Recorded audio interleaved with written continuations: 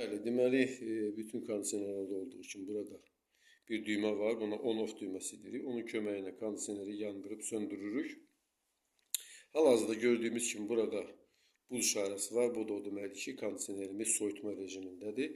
Amma soyutma rejimində çalışmaq lazımdır ki, temperaturu 24, 23, 22 dərəcə qədər aşağı endirək ki, bizim üçün daha uyğun olsun. Biz deməli mod düyməsini basdıqda növbəti rejimə keçirik. Bu rejim damla işarəsi görür. Bu deməli evin içərisində olan nəmin bayıra atılmasıdır. Bir daha basırıq. Burada ventilator işarəsi gəlir. Yəni kondisioner sadəcə sərinkeş kimi işləyəcək. Bu ən az istifadə olunan rejimlərdən biridir. Bir daha basırıq. Burada günəş işarəsi görürük. Günəş işarəsində biz deməli temperaturu 28, 29, 30 dərəcəyə qədər qaldırırıq və eyni zamanda burada bir şeyə də diqqət çəkmək lazımdır ki, isitmə rejimində biz fanın sürətini düzgün seçməliyik. Bunun üçün fan speed düyməsini basırıq.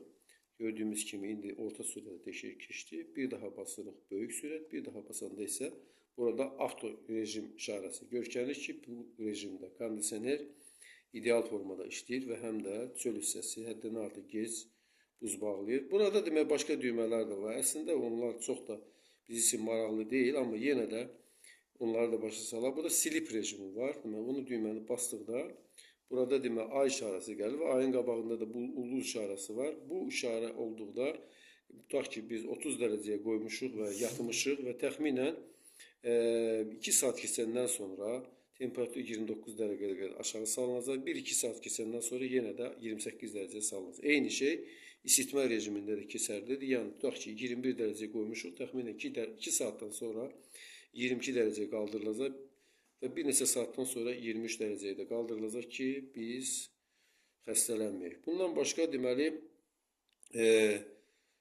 burada temperatur düyməsi var, manual düyməsi var. Doğrusu yəni mən bilmirəm neçində o.